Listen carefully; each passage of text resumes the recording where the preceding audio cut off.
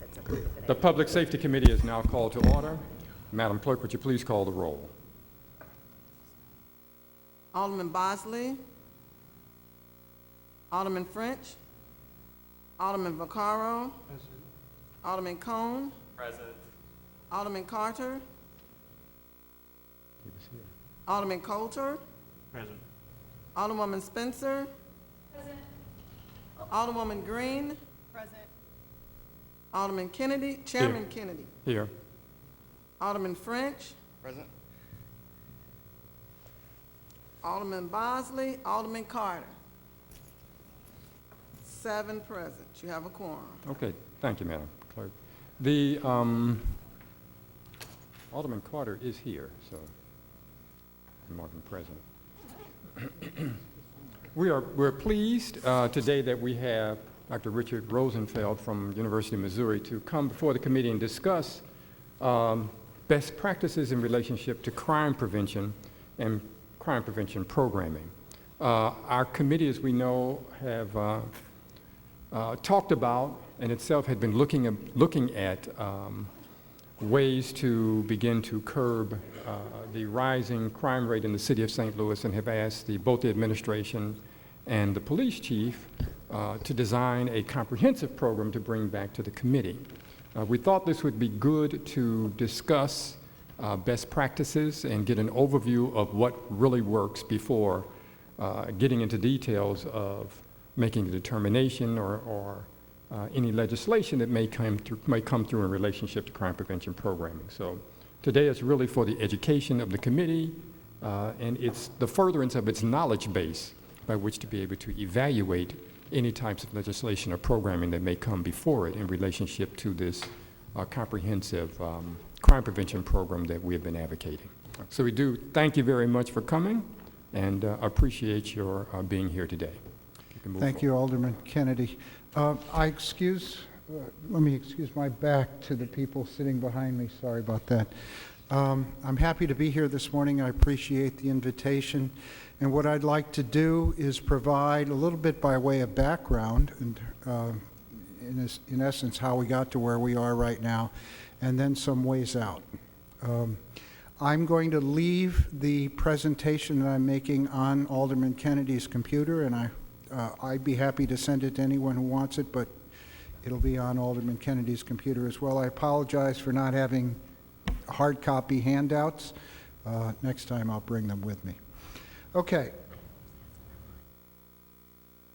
So I want to just briefly cover some background, national and local trends in violent crime.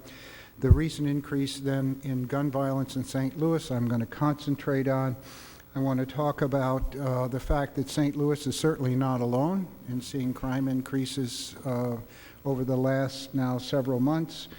There's been a lot of speculation in the press and elsewhere about whether the increase is associated with the so-called Ferguson effect. I want to direct some attention to that.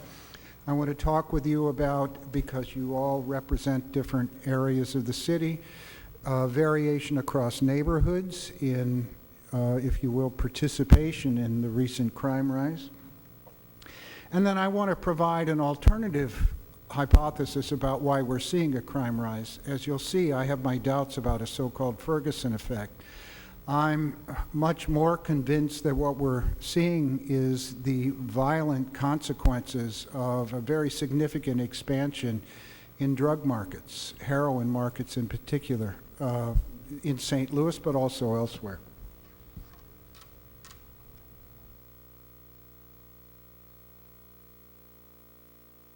And then I'm going to talk about responses that are really should be joint efforts by the community and the police that do appear to reduce crime.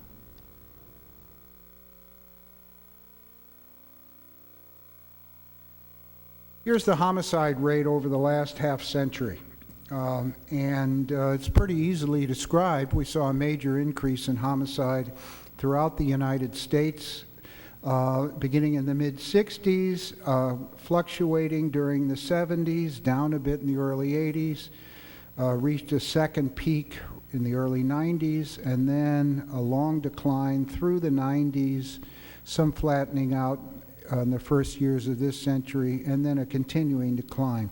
That's through 2013. That's the last available complete data from the FBI. We do know that 2014 did not reflect an uptick. We don't know yet about 2015 nationwide, except what we hear from the press, which I'll talk about shortly. What I've done here is put the St. Louis homicide rate on the same graph as the national rate.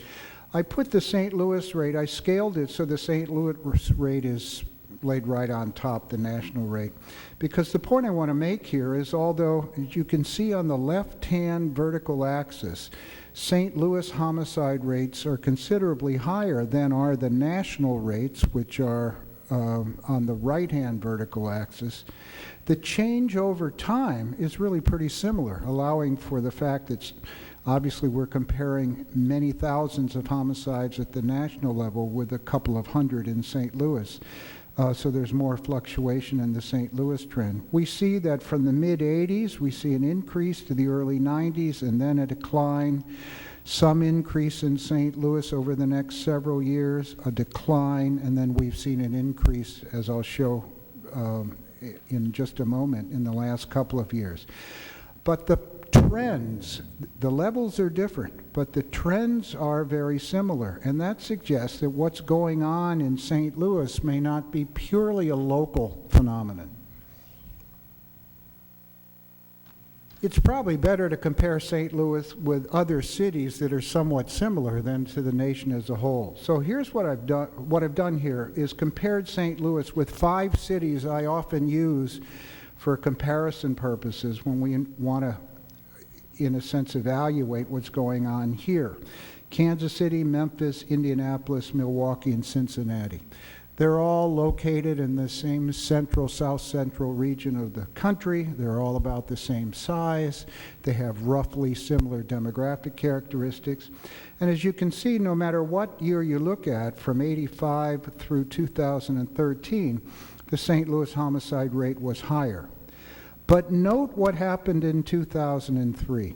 That's the year that everyone looks at with great hope and some astonishment. In 2003, the St. Louis homicide count dipped well under 100. I think we had 74 homicides that year. We passed 74 homicides this year months ago. And we just about reached that 5-city average. And so I'm suggesting that 5-city average, unless you think we're going to drive homicide and other violent crime to zero, which is not likely in our lifetime, that 5-city average isn't a bad, at least intermediate target. That's a homicide rate of about 20 per 100,000. St. Louis, on average, over the last several years, have been running homicide rates 30 to 40 per 100,000. We're considerably above 40 per 100,000 right now. To get to that 5-city average seems to me to be a realistic intermediate target. We almost made it just a few years ago. And again, I just now laid the St. Louis rate on top of the 5-city trend, and we see that by and large they trend similarly.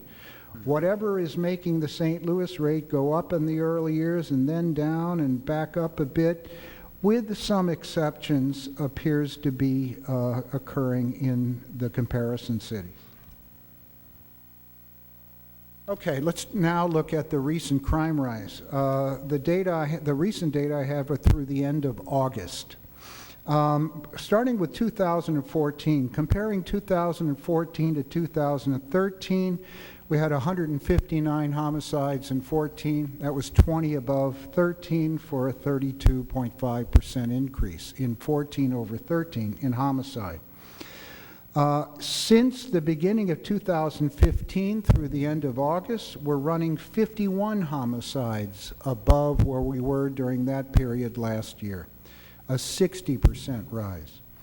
And the story is much the same when we look at gun assaults. I think a critical precursor to homicide.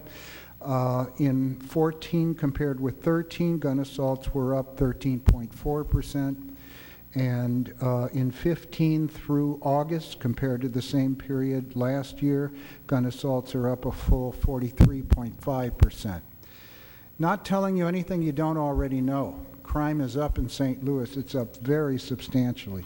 These are not merely squiggles, the kind of natural fluctuation you might see in a crime trend. These are abrupt increases. So why are they happening? I think the lead narrative out there is that the crime increase here and elsewhere can be attributed to a so-called Ferguson effect. The idea here is that after Ferguson and Baltimore and New York City and other places, controversial incidents of police use of force have made the police more reluctant to fully engage with the community, indeed fully engage in their jobs. That's the argument. And so police are less likely to get out of the patrol car than they were in the past, less likely to make arrests, and so forth. And crime has gone up as a result. I tried to determine whether that might be true or help explain the crime rise in 14 over 2013 in St. Louis. And so what I did was just compare January 14, January 13, February 14, February, month by month over each year. And here's what I found.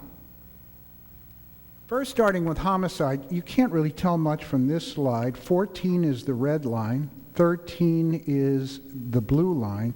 We see that in both years, homicides are up as you move from January through December. Beyond that, it's hard to tell. So what I did was take the ratio of homicides in 14 over the homicide count in 13. And that tells a more interesting, certainly a clearer story. It turns out that it's much earlier in the year in 14 that homicides in 2014 were running well above where they were the previous year. And then we see a decline in the spring, and we see an increase in the late spring, early summer. But that increase precedes by a couple of months Michael Brown's killing on August 9th. So I don't think the Ferguson effect story fits the local facts terribly well. Our homicide increase had begun, it looks like, somewhat before the Michael Brown killing. And here, what I did here was simply identify the neighborhoods that and their relative contributions to the homicide increase in 14 over 13. And what we see is that a few neighborhoods account for the lion's share of the increase.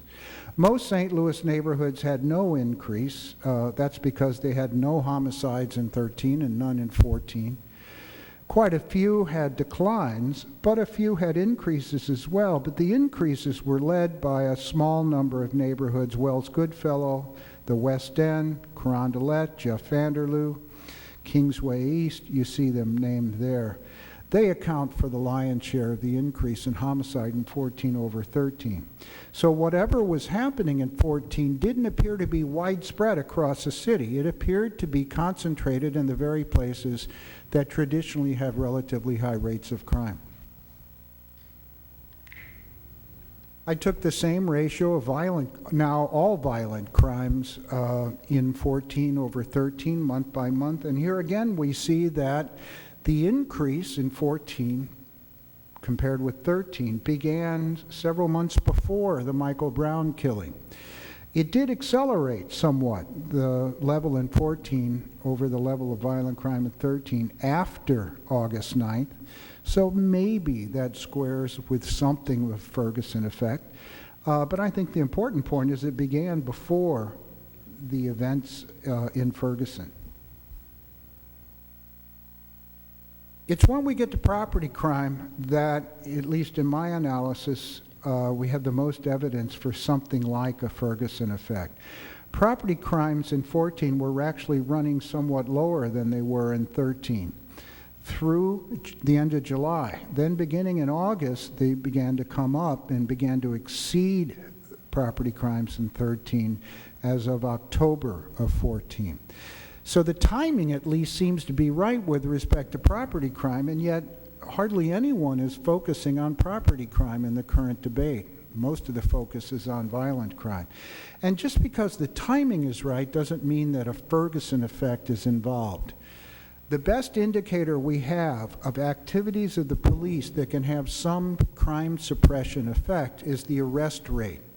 And arrest rates did go down immediately after Ferguson. They went down in the city as police officers were redeployed to address protest activity, both in the county and the city. And then they came back up, and they're running at normal levels, and they have been for the last several months, even if crime rates have gone up. So I don't see a lot of evidence for a strong Ferguson effect on our crime increase. Here again is neighborhood variation now with respect to the neighborhoods that contributed to the increase in gun assaults during the first 8 months of 2014. The neighborhoods at the very top are O'Fallon and Greaterville. Recall the gun assaults went up over 40% during the first 8 months of this year compared to last. What this story tells is that most neighborhoods had some increase in gun assault, and a few neighborhoods had a quite substantial increase. They tend to be neighborhoods where crime rates were already running pretty high. But again, I want to call your attention to the fact that what we're not seeing is a citywide increase in violent crime. We're seeing violent crime increase, in this case, in quite a few neighborhoods. But in many of those cases, the increases are relatively moderate. It's in a few neighborhoods that the increases are quite pronounced. As I said, I will leave this. Here's simply a list of neighborhoods. It's hard to see, I understand, but it's a list of neighborhoods with the addition or with the change in gun assaults in 2015 over 14 during the period January through August. You see, I just want to call your attention to a couple of things. First of all, downtown is third on the list. That's not to say that the incidents that end downtown originate downtown. In a great many of those incidents, the incident originated somewhere else, but because so many of these gun assault incidents involve motor vehicles, people ended up shooting it out downtown, and the crime, in effect, ended downtown but didn't begin there.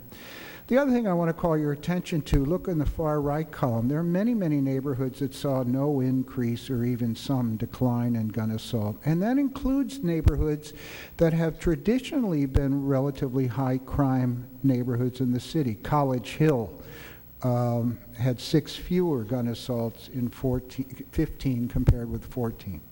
So part of the story here is the enormous variation we see across neighborhoods in the uptick in violence.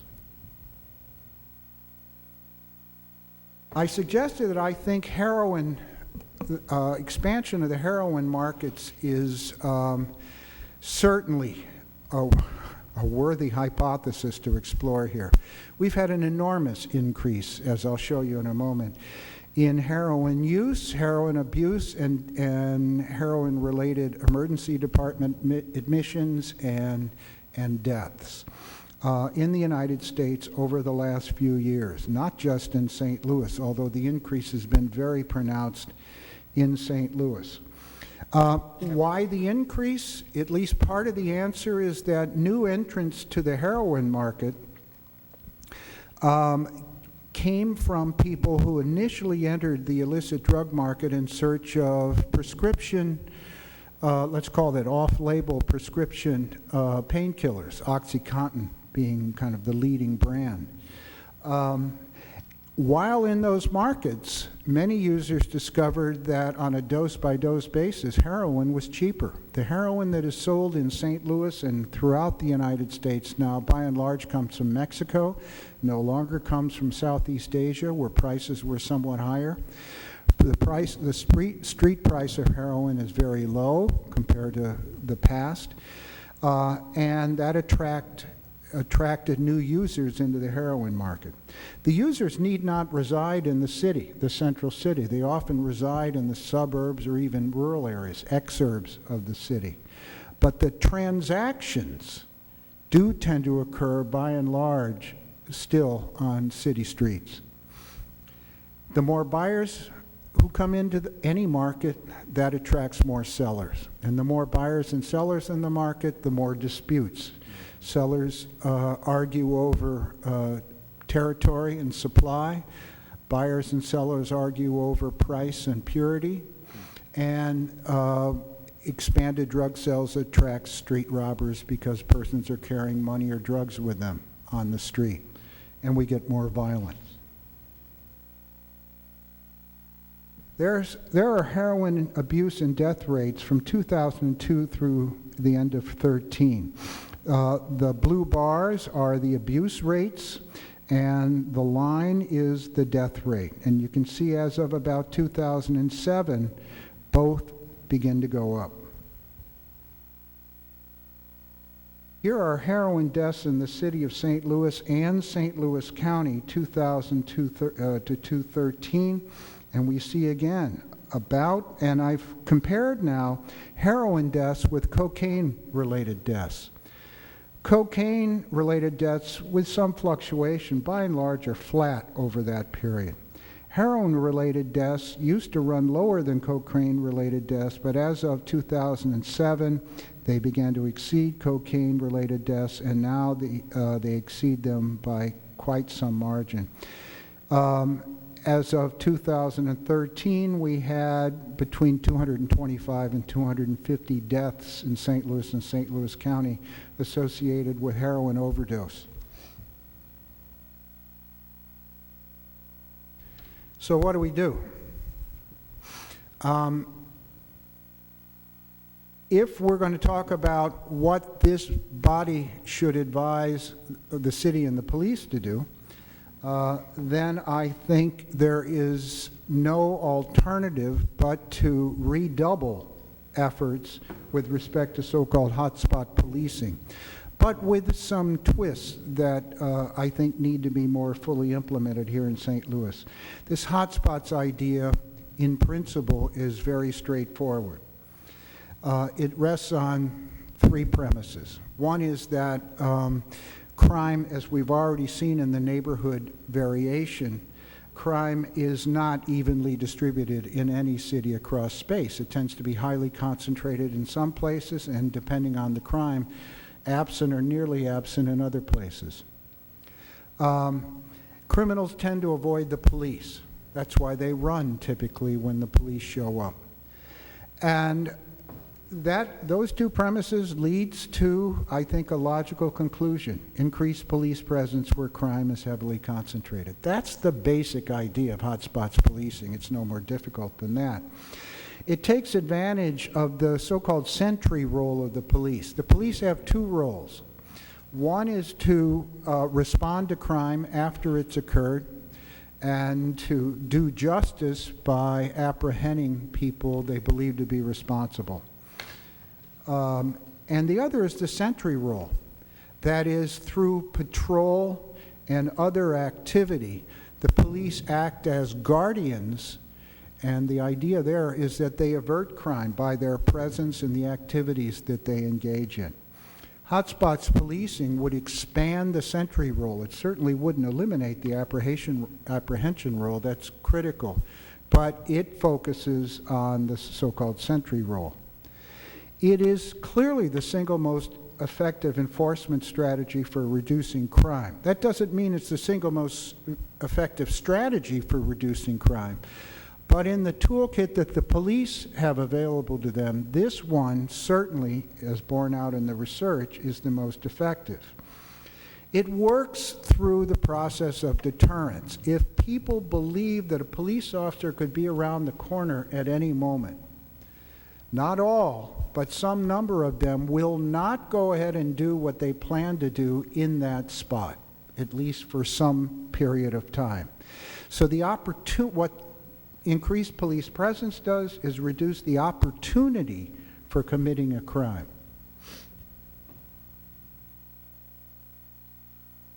We carried out research on a hotspot strategy the St. Louis Police Department engaged in a couple of years ago, and we convinced the department to do a randomized controlled experiment, the first one they'd ever done. So some hotspots in the city, places where crime was heavily concentrated, were allocated to a treatment condition, enhanced patrols, enhance what the police refer to as self-initiated activity, building checks, vehicle checks, problem-solving activity, foot beats, and so forth. Over the next 9 months, we compared those areas with areas that were just as hot, had just as much crime, but were subject to normal patrol. In firearm assaults, we saw a 71% drop in the treatment areas compared to a 14% drop in the control areas. So it looked like crime was going down everywhere, but it certainly went down more substantially where police patrols were focused. Interestingly, we saw no reduction in firearm robbery that was attributable to the intervention. In fact, firearm robbery went down everywhere, both in the control and in the treatment areas, and so that effect, whatever caused it, may have overwhelmed whatever effect the enhanced police patrols may have had. And finally, we saw no displacement to other areas. It wasn't as if crime moved around the corner as the police were concentrated on a particular area. In fact, when we looked at areas adjacent to those subject to the hotspots intervention, we saw no displacement to those areas. In August of 2012, here's another example of an initiative, relatively recent initiative that was quite successful. Under Chief Isom, it was a so-called homicide deterrence initiative. And during the month of August, 12 areas were selected for intervention because of high levels of crime in those areas. The intervention lasted only 1 month. Actually, it was August 24th through the 23rd of September. What we did in this case was simply compare the crimes in the homicide deterrence initiative areas, the HDI areas, during the intervention compared with the crimes in the areas that were not part of the intervention. Over the same period the previous year, in the prior month, and based on the 12-month average. We saw a 68% reduction in the areas that had been selected for intensive police patrols over the same period in 2011, a 68% reduction over the prior month, 64% reduction over the prior 12-month average, and that's in the areas that were subject to enhanced patrol. In the other areas, we saw some declines, but as you can see, much less than in the areas that were subject to enhanced patrol. There's just a picture of what I just described. Those are the target crimes, firearm-related crimes, in the areas selected for intervention through August, through nearly the end of August, and then in the next month you see a decline. And in the blue line here represents the same trend now in the areas not selected for the intervention. You can see they trend along pretty closely with the areas that were selected, the HDI areas, until the intervention began. And then there's a substantial decline in the treatment areas, let's call them, and not much of a decline in the other areas. So, hotspots intervention, when they're carried out properly, do reduce crime. So what's the challenge here? The challenge is to sustain these reductions over time. One of your members has referred to the hotspot strategy as a whack-a-mole strategy. It may well be the case, this argument is, that you can suppress crime in one area, but inevitably you leave and go somewhere else, and then it just comes right back up in that area. That is a real challenge. And so a way has to be found with available resources to ensure that crime does not return to base levels in the areas that have been subject to enhanced patrol. Now, how do we do that? I think part of the effort here has to involve another program. You may have heard, some of you may even have visited Kansas City to learn about the so-called focused deterrence program that is in operation there. It's not clear to me that one can contribute Kansas City's crime decrease last year to that intervention, but certainly it is an intervention that's based on promising research. So the idea is pretty simple. You focus on a particular community problem. Let's assume high on that list for St. Louis would be gun violence. You focus on particular problem groups, could be gangs, although the crime rise we're seeing in St. Louis right now is not, by and large, a gang-related phenomenon. Or it could be those persons who have been arrested in the area for those crimes repeatedly. That should be the focus group. You can create an interagency enforcement team involving the police, the circuit attorney, the courts and corrections, federal prosecutors sometimes involved, and service providers and family members and clergy. The idea here is to provide a way out as well as to send a message to people that you're on the radar, and another well, two messages. One is, you commit another crime, we know who you are, we're going to find you and apprehend you. The second message is, you run the highest risk of anybody we know of being the next victim. And if you want to avoid that, here's a way out. Holding community meetings to strengthen, disseminate anti-violence norms and narratives. They don't really need to be strengthened so much as disseminated. There's not a community in the city of St. Louis in which the majority of residents don't want the violence to go down, if not in their immediate community or their immediate block, elsewhere. So it doesn't take convincing St. Louisans that we need to reduce the violence. What it takes is a promise on the part of the police and others who meet with community members that we have your back, that if you cooperate with the police in investigations, they will do everything they can to protect you, to ensure that retaliation doesn't occur. Can that be a foolproof promise? No. But without that kind of involvement on the part of the police, without engagement of the police with law-abiding residents of neighborhoods who have information about crimes but are reluctant to share that information with the police, not because of some no-snitching code. We're talking now about middle-aged people, by and large, the adults who live in the area.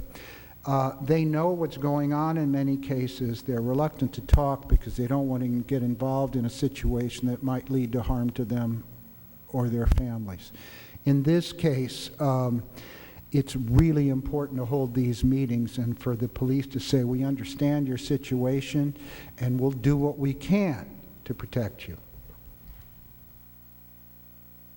So the strategy is to communicate directly and repeatedly with members of the target group. The target group being people who have shown in their arrest histories to be repeatedly involved in gun violence, in gun-related crimes, in hotspot areas. So now we're marrying the place-based hotspots approach with a focus on hot people. And the idea is not simply to read them the Riot Act, though that's an important part of it. It's to say, look, believe it or not, we want to help. And you run by far the highest risk of being the next victim. And if you want out, here are social service providers who can provide counseling, education, assistance with GED, drug abuse treatment if that's needed, and so forth. And then we need to evaluate the outcomes of that effort. So the idea here is to combine focus and deterrence with the hotspot strategy and focus on the hottest people in the hot places. So we identify the gun violence hotspots, identify the most active offenders and their associates in those places, enhance place-based police patrols, and focus interventions with the most active offenders based on arrest history. And that should involve visits by the police to persons' homes. In some cases, people with long arrest histories don't have stable residences. They live here and there. Even if the message gets to them indirectly that the police have come by because they're concerned you're going to become the victim of a violent crime, they're looking for you, that message will get to the individual. But in some cases, the individual can be found. We know that because the police often do find them. And in those meetings, there have to be two strong messages.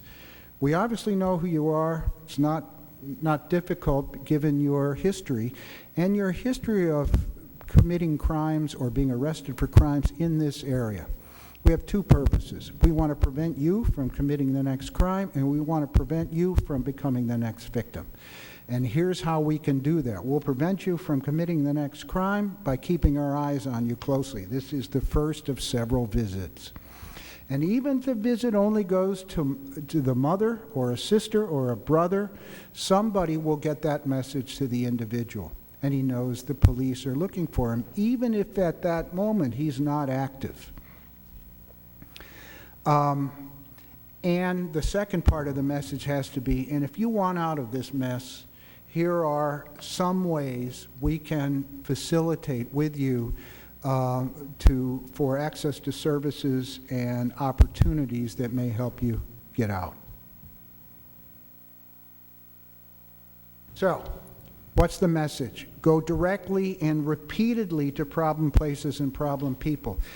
As you know, the St. Louis Circuit Attorney's Office and other agencies in the criminal justice community did recently hold a community so-called call-in in which persons on probation or parole for gun-related crime were called in. They were surrounded by local and federal criminal justice officials, in effect read the Riot Act. Services also were offered. But that was it. It was a one-meeting call-in. I can't tell you that has no effect on crime, but I can tell you the effect is going to be rather fleeting, I think.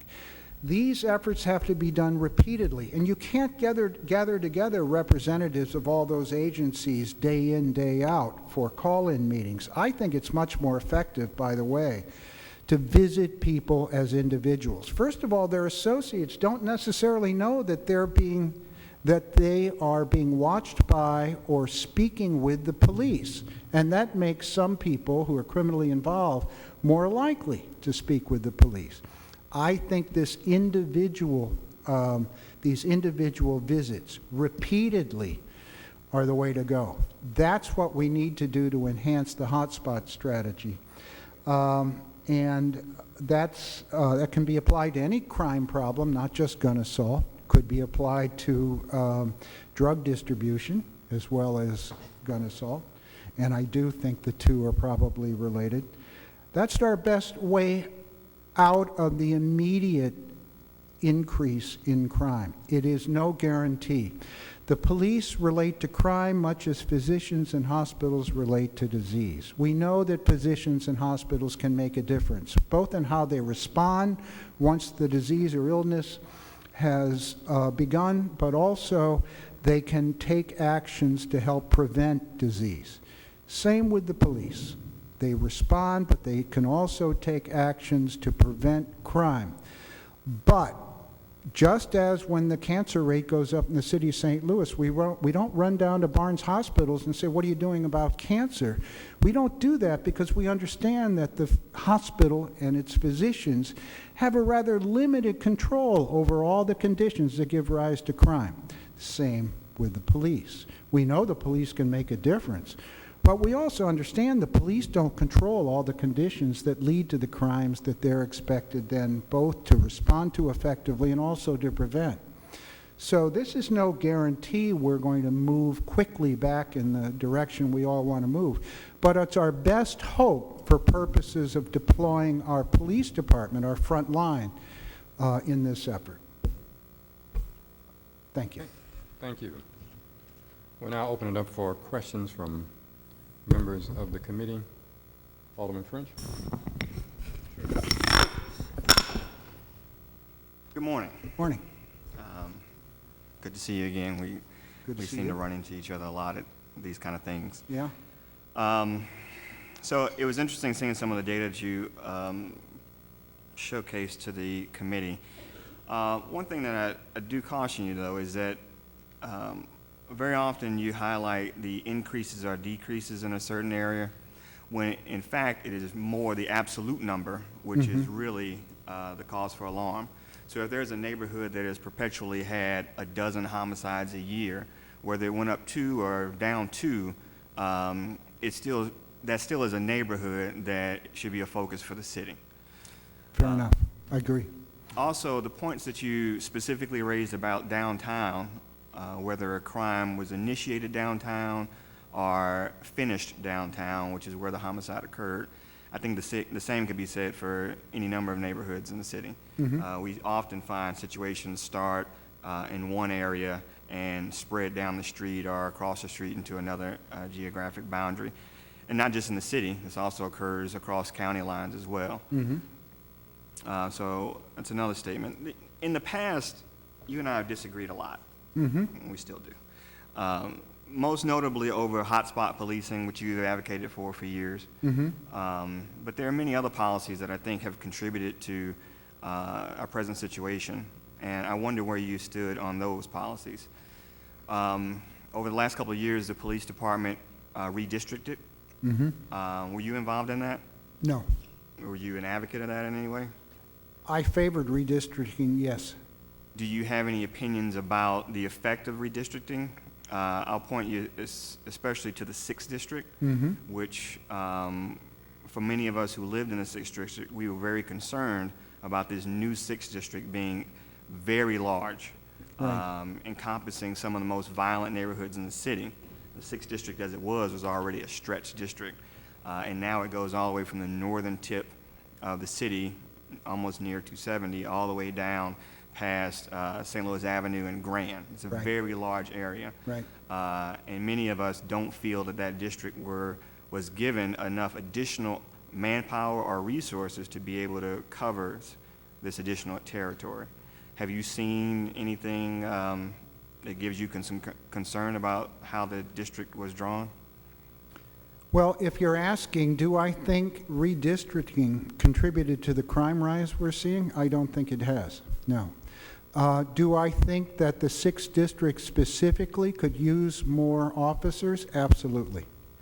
And so the question then becomes, you as an alderman representing a ward in that area and others going to the police department and making your case.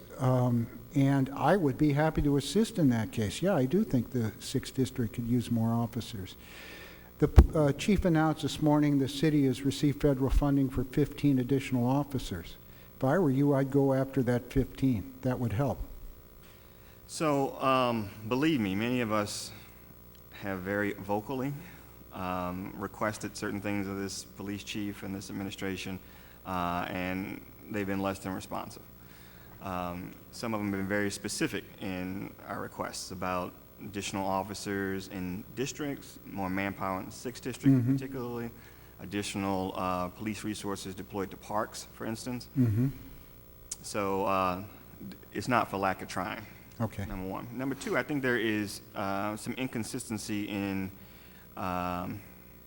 your theory here. Because if hotspot policing is effective, the presence of police in an area, high presence of police, having a positive effect on the reduction of crime, then of course that would also extend to daily policing. If you have a significant number of police in a district and a presence in a district, then you would expect then a similar effect, not just a hot spot one time for 2 week kind of thing, Right. but a sustained presence. And so what I can tell you, and maybe it just doesn't show up in the data, but if you ask anybody who lives in this area, in the 6th district, you rarely see police. You just rarely see police. And in contrast, if you drive into the Central West End, for instance, you trip over police. Down Euclid between Delmar and Lindell, I mean, we play a drinking game sometime. How many times we see officers, and you have to call a cab after this game. It's a lot. And so there is a significant difference in how neighborhoods in St. Louis are policed. And I think that is reflected in the year-over-year, not just this last year or the year before, not just this rise, but consistently over a 10 to 15-year period, you see certain neighborhoods, which are usually clumped into certain areas of town, that are every year among the most violent neighborhoods in the city. And if you ask people who live in those neighborhoods are policed completely different from some of the areas that you consider more safe in the city. Okay, there's no doubt that the areas where there's a concentration of affluent residents and commercial activity, retail activity, have more police presence, both public and private. You know, many of the officers you see in the West End are St. Louis police officers who've been hired after hours or they're private security. And I certainly understand why areas in the 6th District are not able to afford the kind of complementary police services. But what I would say is that you have at least had, I don't know if there are recent changes, so this may have changed in the last week, but Captain Hayden, who's the captain of the 6th, is, from my point of view, one of the most effective captains in the city. And you have in him an advocate, I think. No? He's the 5th. Captain Cagle in the 6th. In the 6th. Hayden's in the 5th. Yeah, Cagle in the 6th, Hayden in the 5th. All right. So, Captain Cagle. The so guy. we should move Cagle to the 6th, is what you're saying? No. What I'm saying is that you have in the captain somebody who you could make into an advocate. Have you spoken with Cagle and asked him to increase patrols, particularly on those blocks and in those areas of the 6th that are, hot? Well, the captain only has as many officers as assigned to his district. Yeah, but the captain goes to meetings with the chief and with his major and can make a case for more officers. Okay. All right, so we'll disagree about right, about all right. how responsive those are, and I'll finish up with a couple of questions here. Another phenomenon we saw over the last couple of years is actually the reduction of the number of police officers in the entire city. Right. This seemed to be part of a strategy which, for several public safety meetings prior to this acknowledged increase of this year, the chief testified that that was the strategy, to reduce the number of police officers. He was comfortable with reducing the number of police officers and relying more on a strategy that heavily depended on hotspot policing. Was that a mistake? Yes. I mean, I wasn't here at those meetings. I did not hear the chief, if you're talking about Chief Dotson, I've never heard him call for fewer police officers. I've only heard him call for more. And so, I have to say, as somebody looking in from the outside, I simply don't understand the standoff, if you will, between the board and the police chief and also the mayor's office about hiring the additional 150 to 200 officers. It's important that you do understand. Let me tell you. I'd like to. It's not really so much a standoff as it is the chief and the mayor propose that we hire an additional 100 or so police officers without a real way to pay for it. And in fact, the way that they said pay for it, which was very ironic in this post-Ferguson world, was to pay for it out of tickets that we issue for red light cameras. And we were not comfortable with that, especially considering that case was before the Supreme Court. And so the sponsor of that bill never even asked for a second hearing. And in the months since then, of course, the Supreme Court has ruled that those red light cameras were unconstitutional, and so that revenue stream isn't there anymore. So it comes down to how you pay for it. Will we all want an additional 200 or 300 police officers? Perhaps, but you got to tell us how to pay for it. So that's the problem. It's not that the board is just saying we're not going to give you what you're asking for. We just got to figure out a way to pay for it that doesn't rely upon ticketing people. Two ideas. One is we have a fire department that's much the same size as it was when we had many, many more fires in the city of St. Louis. It's always seemed to me strange that we have firefighters sitting in the station house much of the day waiting for a fire or responding to non-fire emergencies such as medical emergencies that medical technicians can respond to. It's always seemed to me that some number of them could be deployed as they are public safety officers writ large. They could be deployed to assist the police in patrols. That would require some additional training, but anytime you add police officers, that requires training. The firefighters have already received a great deal of training. So if you want my personal view, I think the extra money should come where it should come from, which is the public safety budget, and it should be reallocated from fire services to the real public safety. We don't have a fire public safety crisis in the city of St. Louis. We have a gun violence crisis in the city of St. Louis. That would be my recommendation. It should come from the public safety budget. Thank you. Okay. Alderman Cone, any questions? Quite a few. I'll try not to overlap with my colleague from the 21st Ward. Good morning. Morning. Rick. We too have had a number of conversations over the many years that I've been down here. For clarification purposes for people who are in the audience or watching on TV, can you explain your relationship with the St. Louis Metropolitan Police Department? Sure. I started working with the St. Louis Metropolitan Police Department in a continuous way when the mayor's office and the police department and my university, UMSL, signed a public safety partnership. We actually did sign it. It was on camera. And that committed the university to provide personnel, primarily me and for a while one of my graduate students, to assist primarily the police department, though I work closely with other criminal justice agencies as well, with respect to public safety issues. I do that, and I'm not paid a dime by the police department for anything I do for them, say about them. My support comes from the university. Does the university receive any type of federal funding or endowment funding for your position None. there?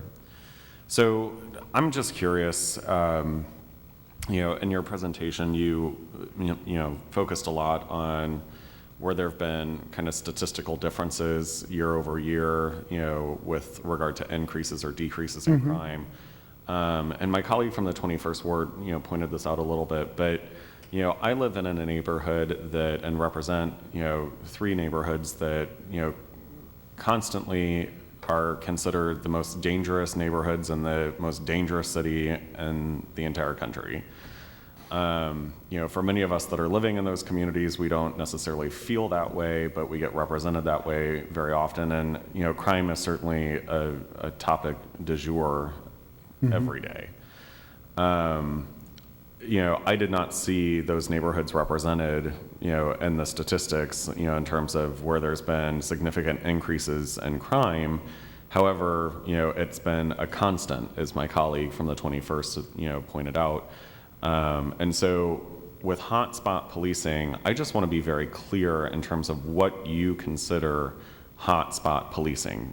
My colleague has mentioned, whack-a-mole policing, which I tend to agree with, because it doesn't seem sustained, it doesn't seem enforced, and frankly, and I want your perspective on this, in a neighborhood such as Dutchtown, which is very large geographically and one of the most populous and most densely populated neighborhoods in the entire city, the displacement theory doesn't work. You're basically displacing it to another part of the neighborhood. So statistically, the neighborhood still has the same amount of crime.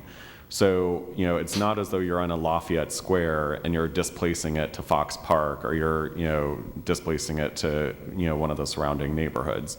You're in Dutchtown, you're displacing it within Dutchtown, so it's not driving down the neighborhood level statistic.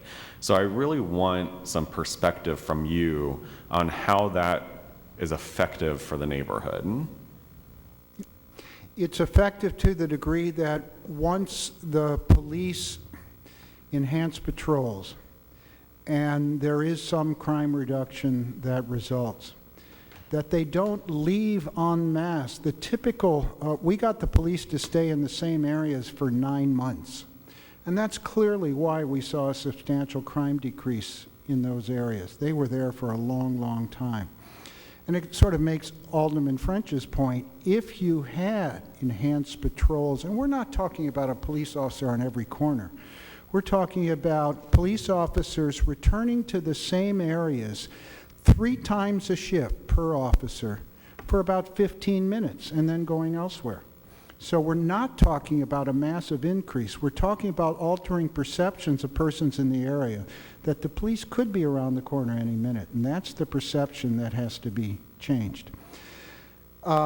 But the way to sustain the decreases is for the police to gradually, and only very gradually, move away from that hot spot and move into others. They're limited resources.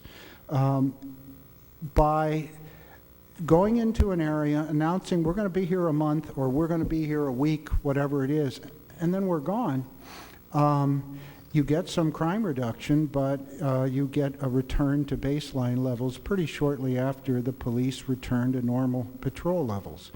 So it has to be a graduated withdrawal and with a close look at the area, and if you begin to see uptakes again, you move back in. That suggests that the areas that should be selected, and it goes to both of your points about places being chronically hot, despite the year-to-year changes. Some places are chronically hot. Certainly parts of Dutchtown would be one place. Those are the areas that where the hot spots should be the first choices for hot spots because they're chronically high crime areas. So, and I mean, I'm sure many of my colleagues have seen these maps. I've been in office for almost 7 years now. And, in terms of the hot spots within my ward, Virginia Delore, Virginia and Itasca, Keokuk and Gustine, Grand and Merrimack, Grand and Chippewa, I'm sure all of those areas would show up on a map with, very high rates of, either, firearm assaults, discharge of firearms, drug dealing, et cetera. So, I have, actually following, I believe it was the last public safety meeting we had a conversation with the 2 majors, and this goes back to redistricting as well. Dutchtown has now been split into 2 between the 1st district and the 3rd district, and Grand separates those 2 districts, and then Merrimack also. Literally within the past month, and mind you, earlier this month I had a neighborhood association meeting where, the representative of the captain basically said that they're not deploying additional foot patrols in Dutchtown. They're moving them over to Bevo because Bevo has seen, I believe, 5 homicides this year, which I don't think they've ever seen that many in the entire time they've, been a neighborhood in the city. So, they've deployed those foot patrols over into the Bevo neighborhood as a result of that in the 1st district.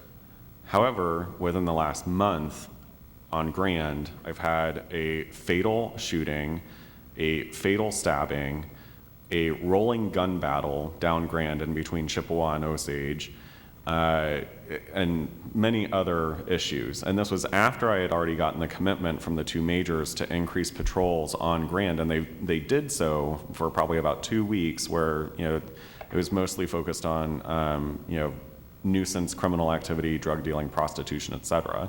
But there was a significant increase in the police presence there for that 2-week, 3-week time period, and they were hoping to do it throughout the course of the summer. Not sure if that's happened, during the time when I've had, 2 homicides within the same block, within a month period. So I'm not sure how, so I really need some comfort and understanding, because, you have a neighborhood that is, statistically known as a constant in terms of these activities that are taking place.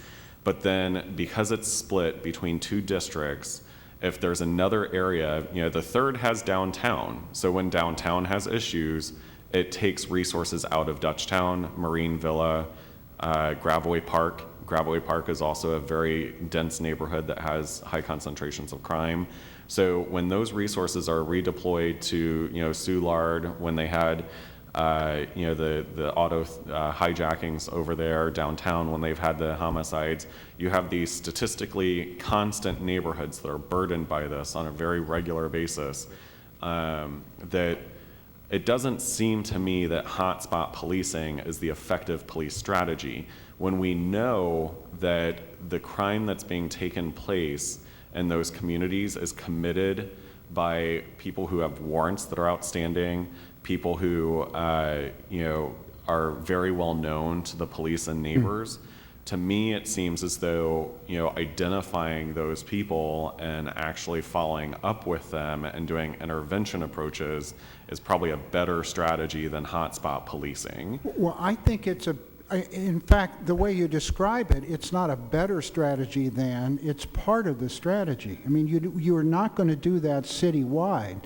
So have you seen that? Have you seen that? Here's what happens at the police department, as far as I know. Each of the captains has been asked by the chief to establish a list of the 10 hottest people in their district. And then at each ComStat meeting, they're asked, tell us about your list. In some cases, someone has died or has been picked up for a crime. But so I think that's the right approach, but it falls well short of what could be effective. I don't think the list need be limited to 10. And secondly, I think that once the persons on the list are identified, as I said earlier, they should be visited by the police. The police have every right, and I think the responsibility, to visit the hot people in the area with 2 messages. We know who you are. We're going to prevent the next crime if we can, or if we don't prevent it, we're going to get you for it. But secondly, we don't want you to be the next victim, and you're certainly running the highest risk of becoming the next victim. Those visits should be part of a normal patrol officer's beat activity. They don't take a lot of time. In most cases, they won't make contact with the individual, but they'll get a message to that individual. So repeated visits on the part of the police as part of a normal hotspots patrol activity is the way forward here. Now, are there guarantees that Dutchtown and Carondelet Park are going to see massive declines? No. But you ask, why do I concentrate so much on the ups and downs year after year?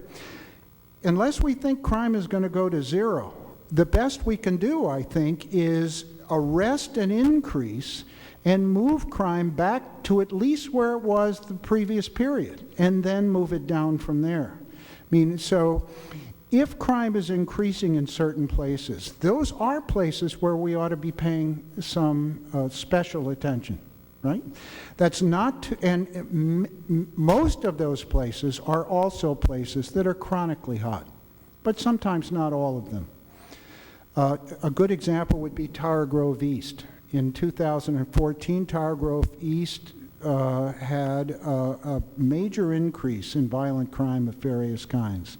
That's not a traditionally high-crime neighborhood compared to others in the city of St. Louis. But most neighborhoods that have seen big increases are also neighborhoods that are chronically high-crime neighborhoods. So I agree with you. They should be identifying people and visiting those people repeatedly, not just a one-shot call-in, but repeatedly, in areas where crime rates are high. I want to interrupt here. Also, I want to redirect slightly. Members of this committee have advocated for the creation of a comprehensive crime reduction approach. This committee, none of us, to my knowledge, are experts in that area. Our purpose today was to begin to bring individuals who are studied and learned in that area to provide us information, not necessarily to debate them about their thoughts and ideas. I'm just trying to learn about the strategy. Right. So, and also bring it back down to a neighborhood level. I just had a beautiful speech. Let me get through my whole speech. I was working it out as you were talking. Okay. Give me my moment in the sun.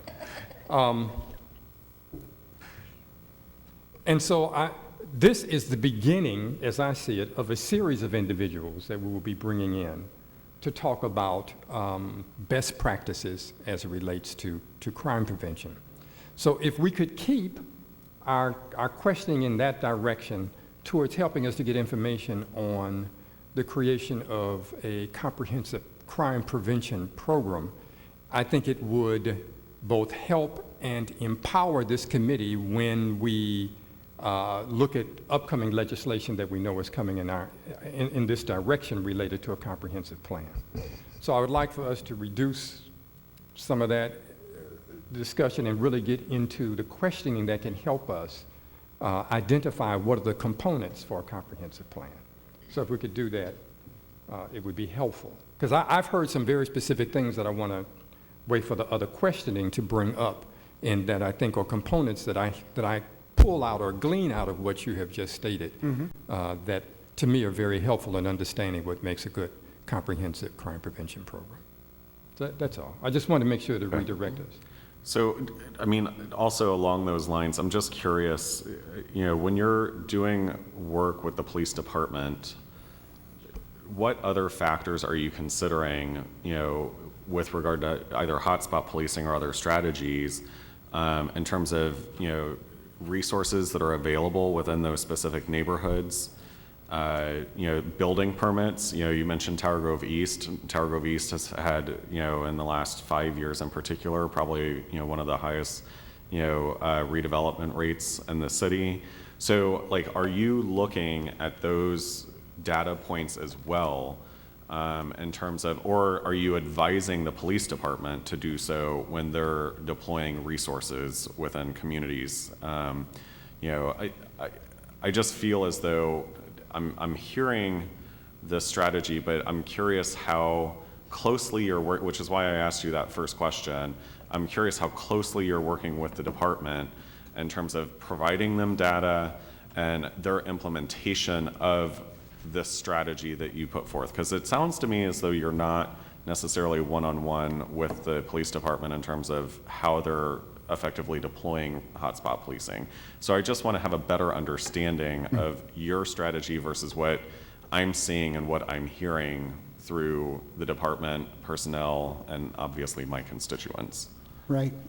I don't provide the department with much information on code enforcement, vacant buildings, the use of vacant buildings for drug selling and other criminal activity. But my sense is the department is well aware of that, and I guess I'm a little surprised that you, as alderman, haven't been in contact with the police department off and on about code enforcement, absentee landlords who are not keeping up their property, those kinds of issues. But no, I don't spend a great deal of my time providing that information. They have it from building and planning. I just have to interrupt you because, Sure. I mean, this is probably the second or third time that I've heard you kind of like say, I'm surprised the aldermen haven't. I've been emailing my police captain, this morning. I talked with Sergeant John McLaughlin yesterday morning about nuisance properties and how Right. they're dealt with in the neighborhood. So I can't speak for all of my colleagues around the table, but I feel as though, at least based on conversations, that we all think that we have pretty strong relationships with the people who serve our constituencies. Well, let me then So rephrase. I think that what my question is how are they interpreting that data? How are they getting that data? And do you think that they are using that data? I hear you say that they have access to it, but are they using that data and devising their police strategies? No, not to my, not in any significant way.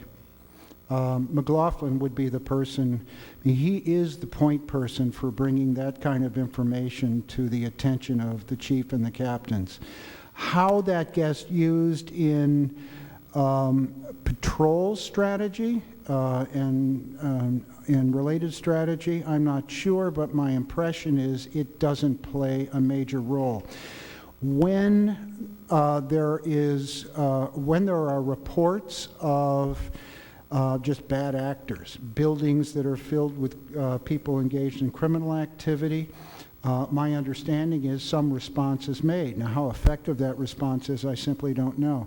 But I'll tell you this, as worrisome as that problem is, I don't think it's contributed I don't think it's a strong contributor to the crime rates that we see in the highest crime cities in the St. Louis. I'm not suggesting it's unimportant, nor do I think it's a strong contributor to the increase we've seen over the last year or so. So, and I guess part of your presentation focused on the correlation of heroin to the rise in, Right. aggravated assaults and homicides in the city. So wouldn't you think that problem properties factor into that as well? If there are known drug dealers, known users within those premises, and the landlords are not, addressing those concerns within a specific community? I hear you say that, you don't think that it has a direct impact on it, but I do very much feel that there's at least an indirect impact in terms of managing problem properties and the impact that that has on, again, this is neighborhoods. Right. I'm not saying that, overall as a city, that, it may have a direct impact, but it certainly has, in at least my opinion, a direct impact on neighborhoods. Right. What I don't know is what fraction of all drug sales, say heroin sales, go on indoors. The transactions occur in an apartment, say, and what fraction goes on in the streets or in automobiles or elsewhere. Yes, to the degree that illicit drug transactions are made easier out of the purview of the police because they can occur indoors, that certainly contributes. But, and so I'm not suggesting that's an unimportant problem. What I am saying, though, is the big issue there is the increased demand for heroin. And when demand goes up, sellers, especially given low prices, sellers will find a way into the market and a way to connect with buyers. So if it's not through problem properties, it'll be through some other means.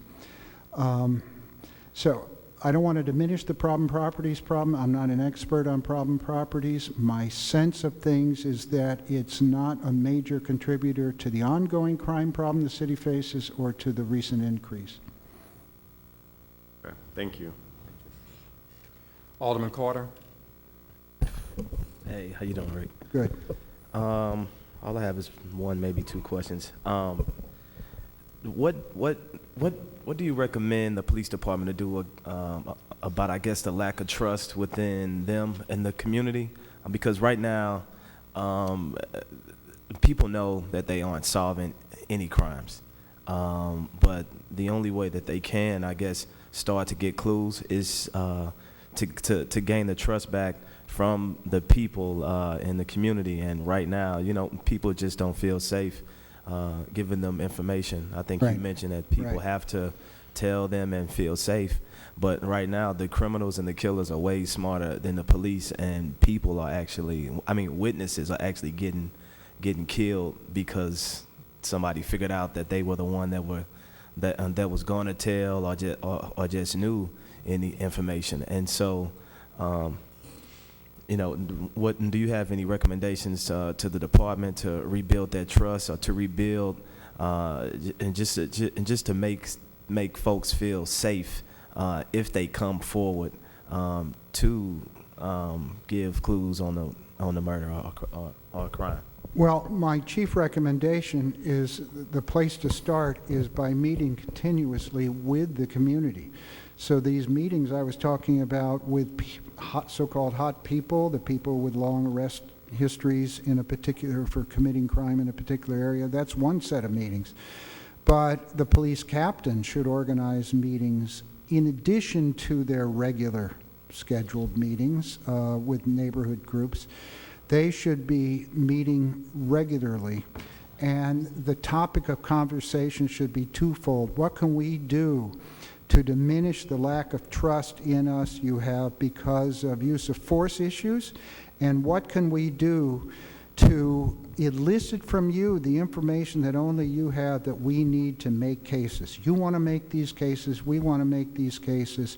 You tell us what you need from us by way of protection. Now, I'm not certain, I don't think there's any magic solution there. We're not going to put large numbers of city residents in a witness protection program, right? That's not going to work. So short of that, this is a tough one, but you can't do anything without meeting. The process of meeting with the community itself, if the police conduct these meetings or participating in these meetings properly, that process will go some of the way toward easing tensions. I don't see any other way to do it. Well, in my ward, I represent Walnut Park, East and West, and we have 2 meetings specifically with the captain, the officers, and with the major, and sometimes the chief even comes, specifically on what you just talked about, and we continuously have the same outcome. And so I just wanted to know, was there any same outcome? Who attends those meetings? The same folks typically? No. You know what? It's usually, it depends, because sometimes you may have something that occurs that spurs more people that wouldn't usually come to these meetings to come. And so we get probably 150 to 200 residents to come out to these meetings, but these are residents that have credible information that can help out key situations. Like now, we had a guy, his name was Harvey. I don't even know if I should say this, but Harvey was a guy who lived in a vacant property in my ward, and Harvey killed 3 people in my ward, walked the streets for months, and everybody knew that Harvey had killed these 3 people. And so recently, Harvey was going around the neighborhood saying, hey, when you see this girl, I'm gonna kill this girl, and like telling everybody, and it was out of control. We had told the police where the guy was sleeping, where the guy was hanging out, and when he seen the girl, he killed the girl. And it's situations like those where people just feel like, man, the police know, we told them, nothing is being done.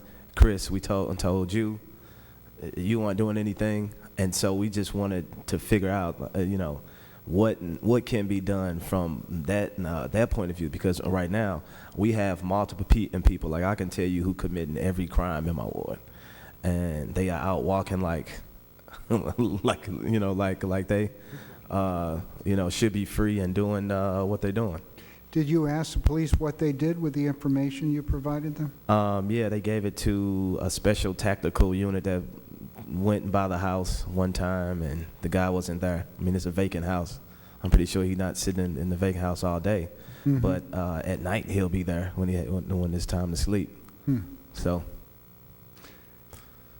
Well, you've done what you could as a community, short of providing protection for that young woman yourself, right? You knew the identity of the young woman. Yeah. People in the community did. Strikes me that the police should have made contact with her in addition to Harvey. and that they didn't do enough in their efforts to make contact with Harvey in that Yeah. situation.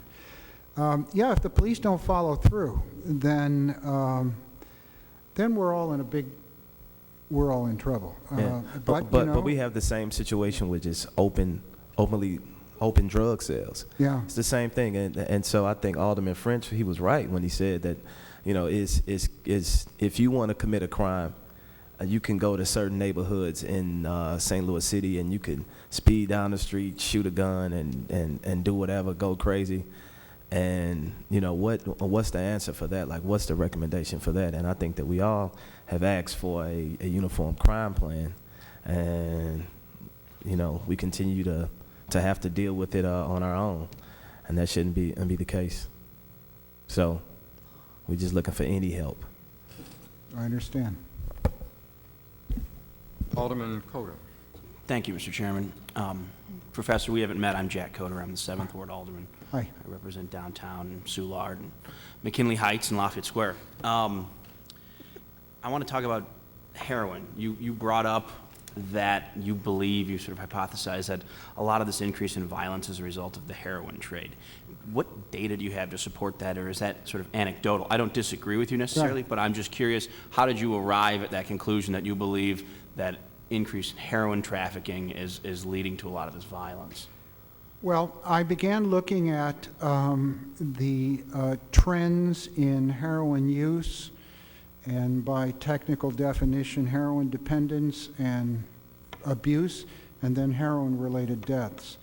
And what I saw was around 2007 or so, in some cases a little later, there was just this marked increase in heroin-related deaths and the use and abuse measures. And so drug markets have traditionally been a hot situation for violent crime. We knew that back in the crack cocaine era of the late 80s and very early 90s in St. Louis and elsewhere. And I think we're seeing that again. I haven't seen a break-in trend like I showed you in those heroin-related deaths, whether we're looking at the city of St. Louis or we're looking at the nation as a whole. I haven't seen that kind of abrupt break-in trend in a long time. And it wouldn't surprise me that as use and dependence began going up a few years ago, we're finally seeing the violent results. So are those anecdotes? They're, you know, I would say they're powerful anecdotes, but yeah, just that. What I would like to do, but we don't have the information, I'd like to take the 100 largest cities and record for each one the heroin increases by a variety of measures, and look at their crime increases over the last few years. That's how one would do it. So I'm giving you a hypothesis that I think is at least as plausible as this Ferguson effect idea. Okay, so, you know, in the 80s we had a crack cocaine epidemic that led to the rise of mandatory minimums, long prison sentences for low-level drug dealers, which obviously we're still seeing the effects of that. That was not a good strategy. Correct. So I'm curious, how do you sort of advocate, how do we have a hotspot policing strategy where we're flooding the streets in hotspot areas with sentries, with marked cops, very visible, but then also deal with what is the bigger problem? And it's not the heroin users, it's the dealers and the suppliers. That's the source of the violence. Right. How do you, one, go after those guys and attack that problem if we're deploying resources, the limited resources we have, to the streets, to standing on street corners and driving around in marked patrol cars? I'm seeing these are two sort of conflicting strategies, and given the resources we have, I'm looking Right. for...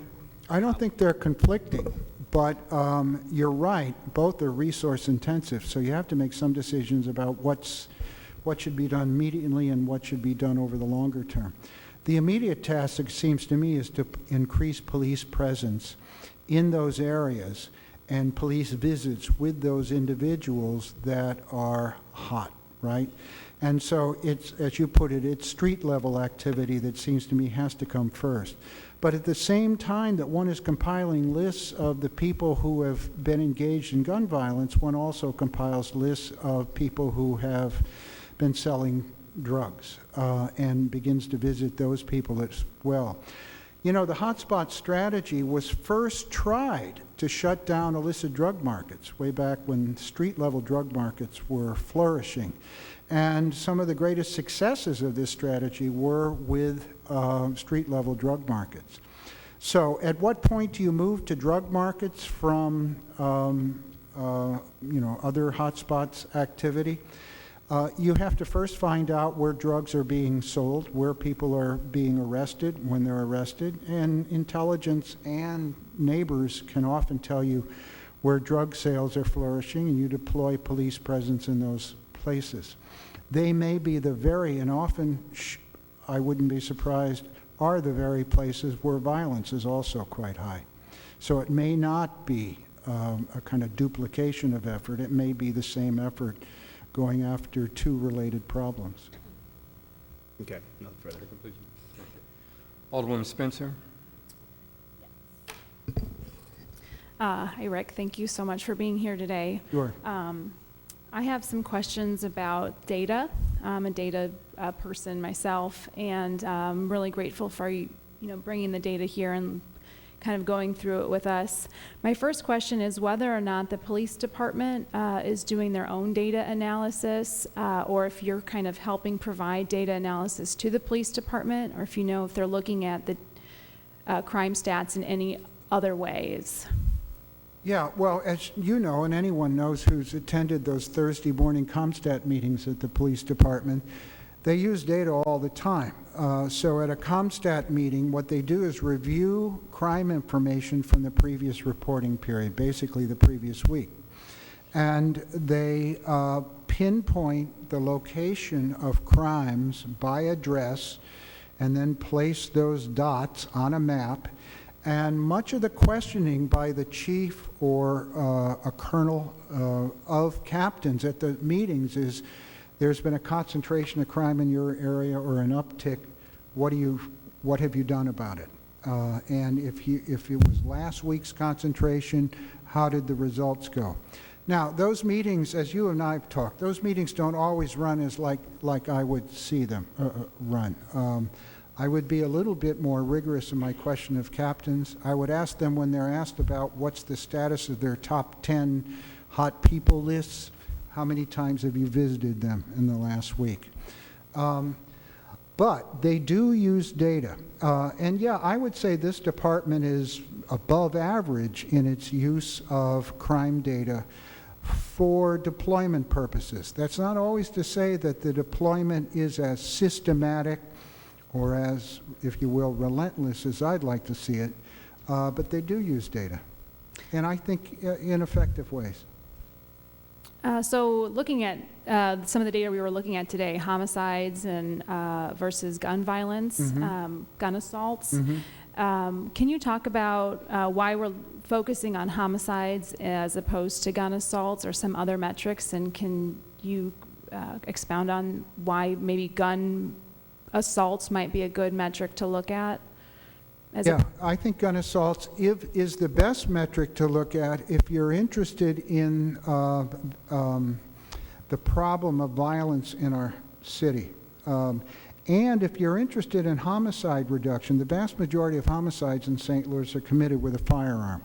So if you're interested in reducing homicide in the city, the best place to go is to gun assaults. It's out of gun assaults that homicides emerge, by and large. Sometimes gun robbery, but by and large, it's a gun assault in which the bullet happened to kill the victim. So that's the place you go, both for getting a handle on general firearm-related violence, but also for tackling the homicide problem. I would totally agree with you there.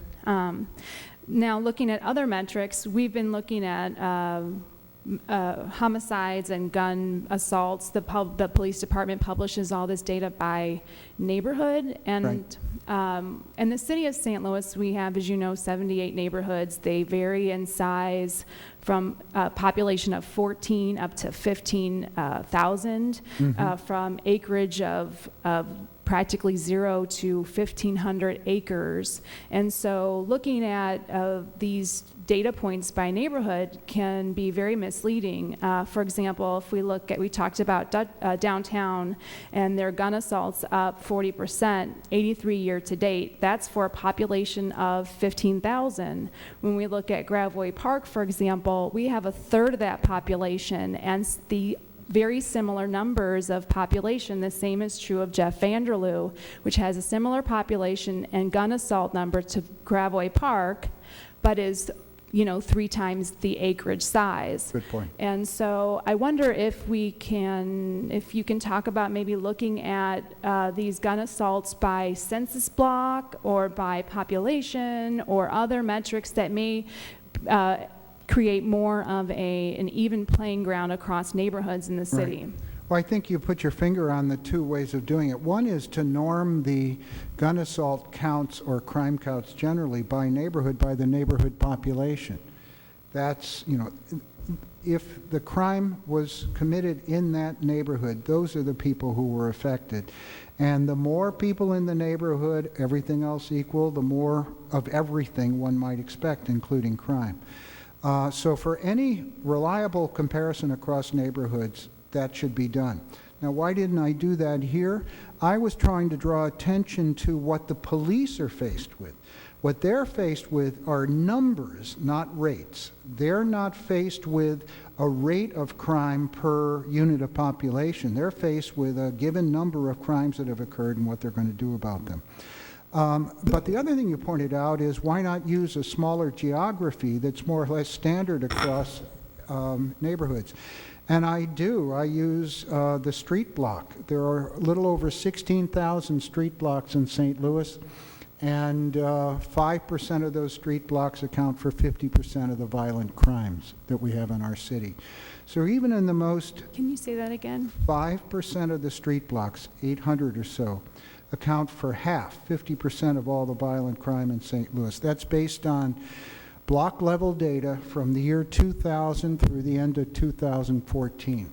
What that means is that even in high crime neighborhoods, most street blocks, or a large fraction of street blocks, are relatively peaceful. Even in high crime neighborhoods, crime, in other words, is spatially concentrated. So I quite agree. I've moved in that direction. I presented these results to the command staff at the police department. I obtained the information from crime analysis at the police department, so they're capable, certainly capable of arraying information in this way. But it's a block level phenomenon. So you mentioned that you got that data from the police department, and that's block level data. I've never seen that. Where could the public get data like that, or where can we take a look at some of those? I'd love to know which 5% of the city blocks are accountable for 50% of the... Well, one place you can go, and as I'm certain you probably have, is to the St. Louis Metropolitan Police Department website and to the analysis tool that enables you to display crimes around a particular place over the previous period. That gives you address level incidents and with a very brief description of each one. Now, to do that you could do that citywide if you wanted. So that's one place to get it. The other place is to contact Emily Blackburn, Blackburn. She's the head of crime analysis at the St. Louis Metropolitan Police Department. She takes requests from citizens. She'll certainly take requests, data requests from members of the board. And you might ask her to send you the block level data, the same data she shared with us. Okay, that's a great idea. I will do that. Thank you. In your presentation, you mentioned that this is not a citywide issue, or I maybe have misunderstood that. Can you talk about whether or not crime is a citywide issue, or if it's very specific to geographic areas? Crime is heavily concentrated in terms of its occurrence in particular areas of the city. But crime is clearly a citywide problem. It's a problem that affects all residents of the city. Crime that occurs in a neighborhood halfway across the city from one's own neighborhood affects that individual because as everyone here knows. High crime rates and a reputation for high crime rates retards economic development. It increases population loss. In fact, population loss from the north side of St. Louis, which is where population loss has been the greatest in recent years. It undermines, I think, the public school system. Everything that we want to do to improve our city is negatively affected by high crime. No matter where one lives, no matter whether one lives in a neighborhood with little or no violent crime or a lot of it, it affects everybody. And indeed, it affects everybody in our region. Metropolitan areas suffer to the degree that their central cities suffer. So it's not even simply a St. Louis resident problem. Going back to heroin, as some of my colleagues have asked about, heroin-related deaths, and have they been, we've seen a very sharp increase in crime in the last year and a half. Do we have any data regarding heroin-related deaths in 2014, 2015 year to date to see if there's a correlation between heroin use, a direct correlation? Right. Because the data... The answer is no. The ME office hasn't made public those data. They do exist. They exist on a month-by-month basis in the ME, and I haven't contacted them for the recent data. But I wouldn't expect heroin deaths, heroin-related problems, and the violence associated with the heroin transactions to necessarily correspond exactly in time. It may take some time for the violence to emerge. But I simply don't know what the pattern has been over the last several months. Published data are available through 2013. Okay.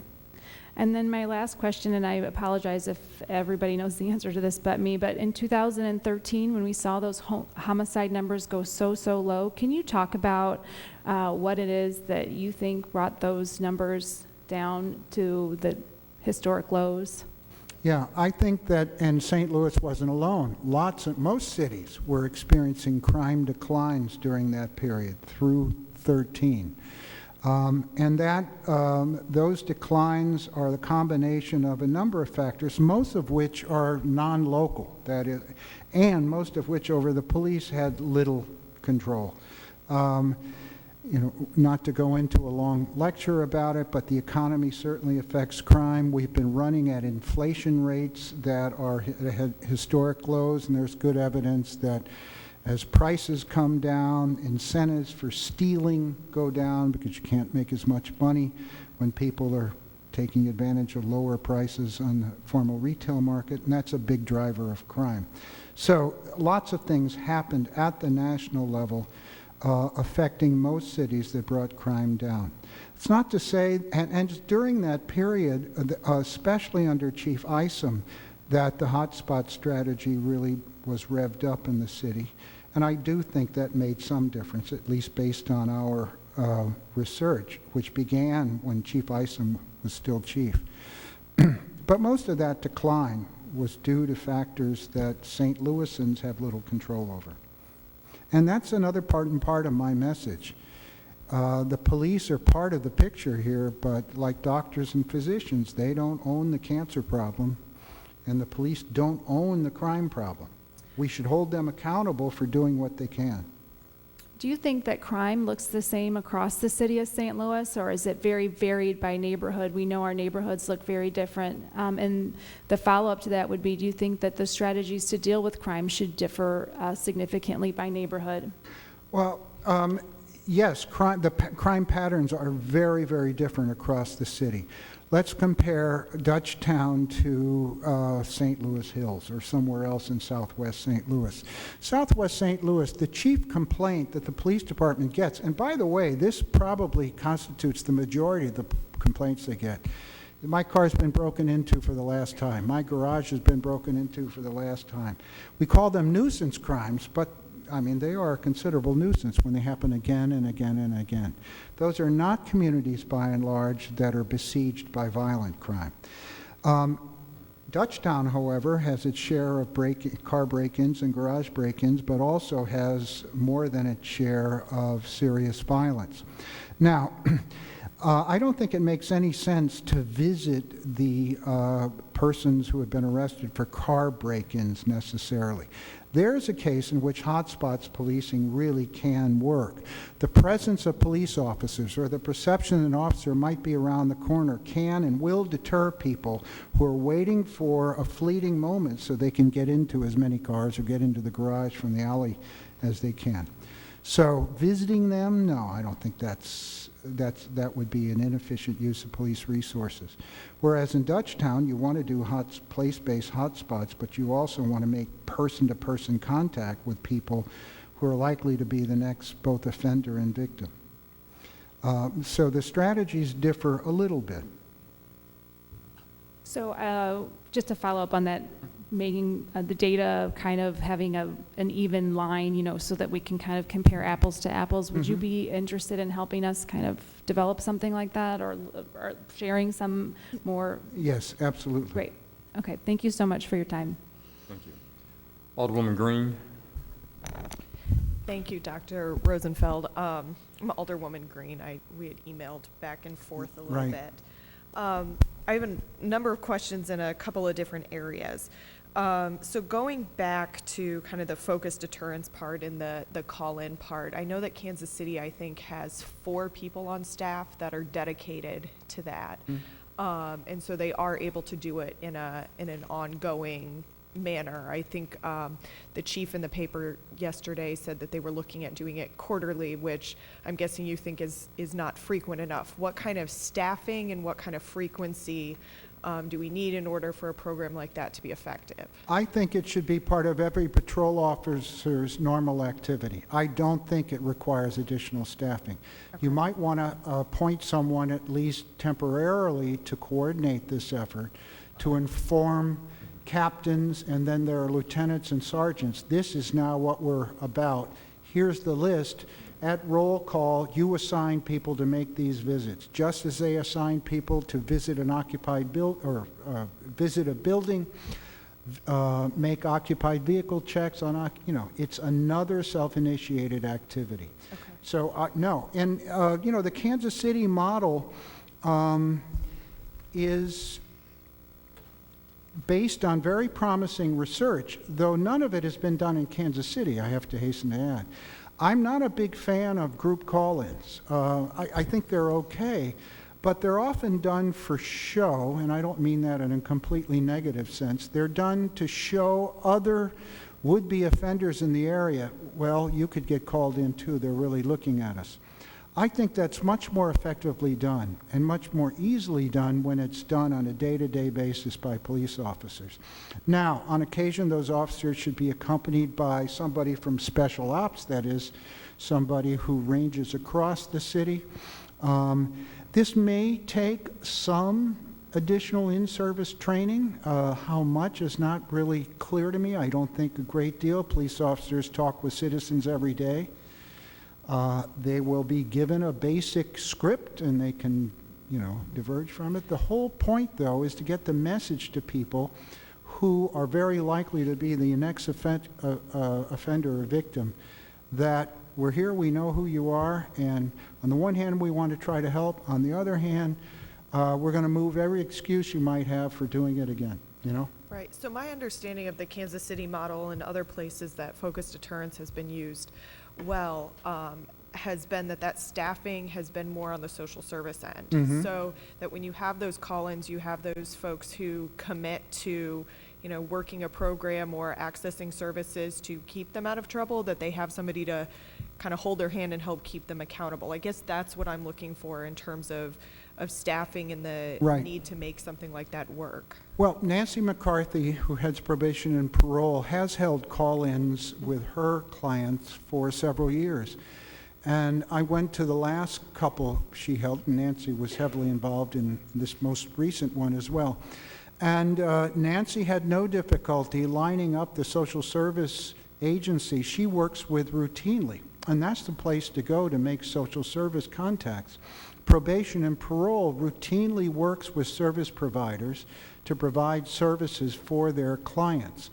Now, I can't tell you that services are bountiful and that there's a slot for every individual who might want one, or someone who's going to hold an individual's hand and help them negotiate the service environment. That I can't tell you, and that could require more staffing. But I think initially, I wouldn't stop or delay the implementation of the program I've suggested simply because there's not adequate staff to coordinate service delivery. So then the other question I have is, has there been research done on what part of the focused deterrence model really offers the deterrence? Is it because we're offering people a way out? Or is it because we, have those additional, officers and law enforcement that's kind of beating down on their door? I think it's the latter.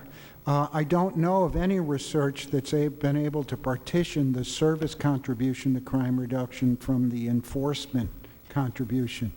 But my strong sense is it's primarily the enforcement contribution. Services have to be tailored to people who are really in a position to take advantage of them. Typically, that's younger people, and typically it's people who haven't accumulated such a record that the next time they get pinched, they're going to go away for a long, long time. It's people who are on the margins. One of the things I mentioned is that not only should people who have been arrested in a particular area for particular types of crime be subject to these visits, but so should their associates. Associates are the people who routinely appear in police arrest records as on the scene, sometimes as a witness, often non-cooperating witness, or someone, an associate of the person who was arrested, sometimes an associate of the victim.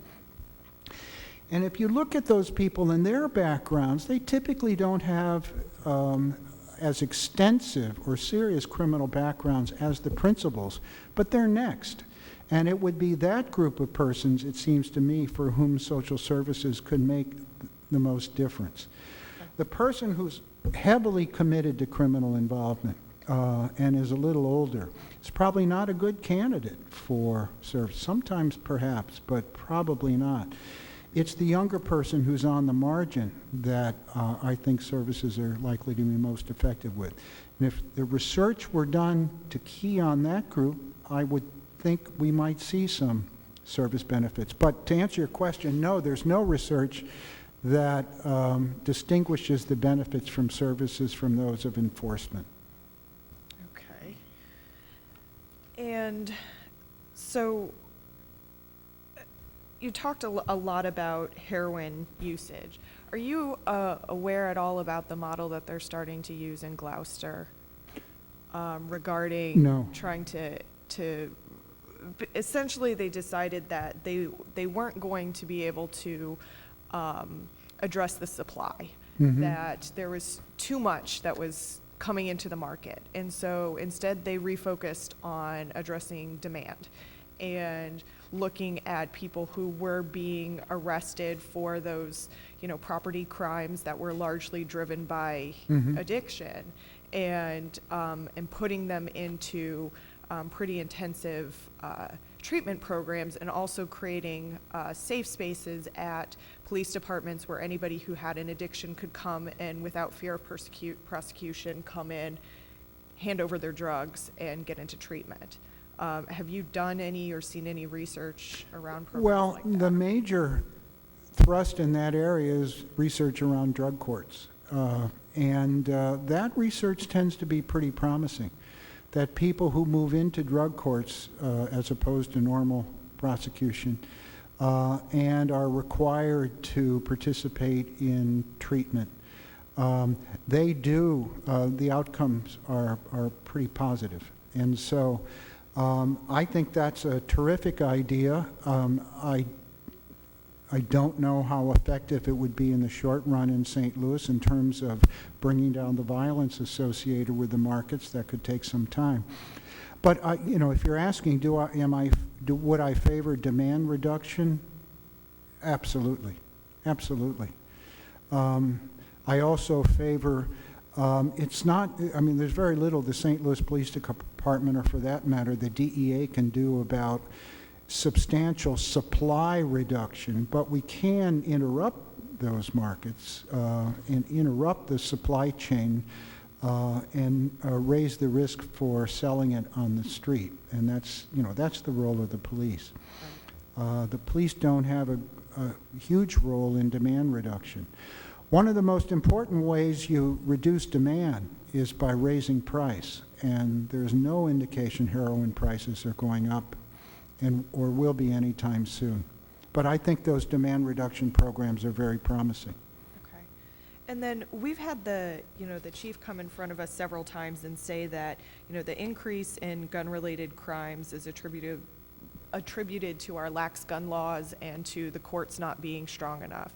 What is your take on that, and what should we be investigating in those realms? Well, we have lax gun laws. The state of Missouri yes, our gun laws don't serve the residents of the major urban areas of the state.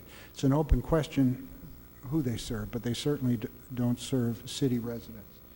And as a result, partly as a result, the following has occurred.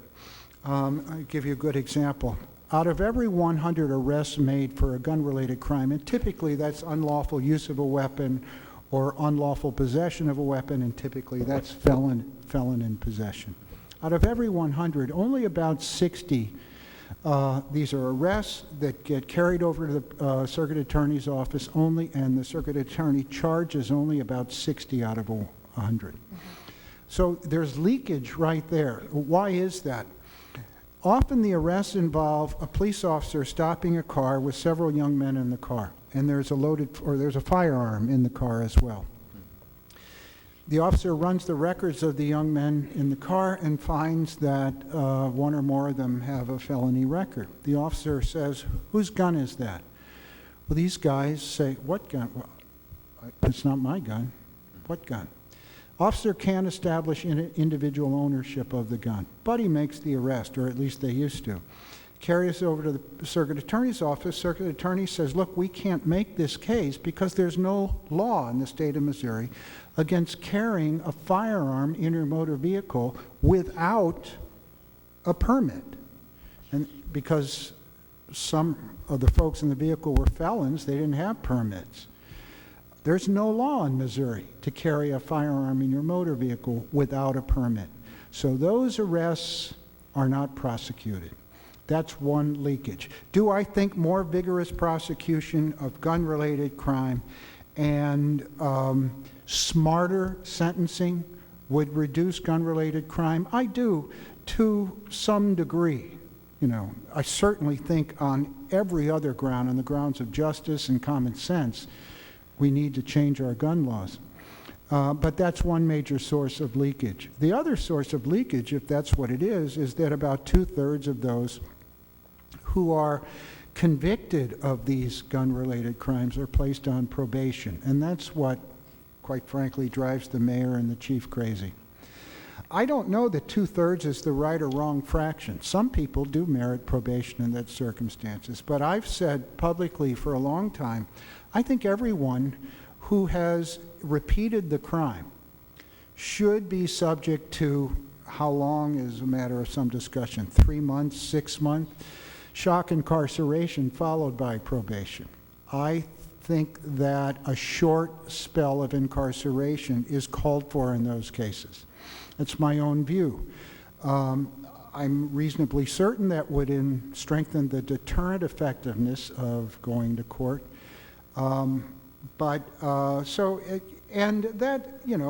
Technically speaking, that would reduce greatly the number of people convicted of gun-related crimes who are immediately placed on probation. I think there should, for repeat offenders, there should be an interim period of incarceration, relatively short, and of course subject to reincarceration if while on probation or parole, community violations of community supervision criteria occur. I have kind of a data-related question, something that I've been trying to investigate. Previously, it was probably 2 or 3 months ago now, the chief was in front of us and talked about crime stats. And one of the things that he mentioned was that even though our homicide rate has gone up, the number of rapes have actually gone down, which I found is very atypical in looking at crime trends. Is there a reason that would occur? Yeah, rape rates have been going down for a long time in St. Louis and other places. In a few instances, we know that those declines were artifactual. They were manufactured by the police department. In our own police department under Chief Mokwa, the Post-Dispatch broke the story that many reports of rape, especially those made by street women or prostitutes, they were put in a desk drawer and they were never recorded. And our rape rates did decline as a result of that. But by and large, rape rates have been going down in the United States for a long, long time. We know that not just from the police information, but also from victim surveys that show from the early 70s, basically to the present, an 80% decline in rape. So that's the driver of the declining rape statistics. You may know that the way the police define, categorize, and report rape differs now from the way it did when the FBI was still using this 1930s biblical definition of rape. And so initially we saw rape rates go up when a broader definition was put into place, but then they returned to the same decline. So I don't think that decline is a product of departmental malfeasance. I think that's right in line with the decline in rape we've seen for a long, long time in other data sources. I've had some victims advocacy groups who think otherwise, so that's why I'm curious. I'm aware. And the last question is, what other deterrents other than increased policing should we be looking at in developing a comprehensive plan? So we've talked a lot about increased police. Right. That's very, money heavy. Yeah, it is. To do it in a way that almost guarantees success, yes. But it's not, we just talked about a focused deterrence approach, a St. Louis style approach that would differ from Kansas City's, and that I don't think it needs to carry that huge administrative overhead. It needs to be part of the patrol DNA of every officer on the street, and that's not a lot of money. The combination of social services and police officers visiting people who have shown time and again they're at high risk for subsequent offending or victimization is certainly one way of broadening the response. And then there are all the other things we can do over the long run that will abate the conditions that give rise to crime. Part of that effort is to address the problem of properties, which we've already discussed. Part of the effort, a large part of the effort, is to figure out what to do with areas of the city that are highly disadvantaged, but also hemorrhaging population. There's a key issue there. There are two pockets of high disadvantage in the city of St. Louis right now, or several pockets, but in terms of basic location, there's an area on the south side of St. Louis that has seen stable population over the last decade, and there are several areas on the north side of St. Louis that are high crime areas that have witnessed depopulation over that period. The city, let's assume that the city wants to invest in job creation activities, which I think is the key here. Where should those resources go?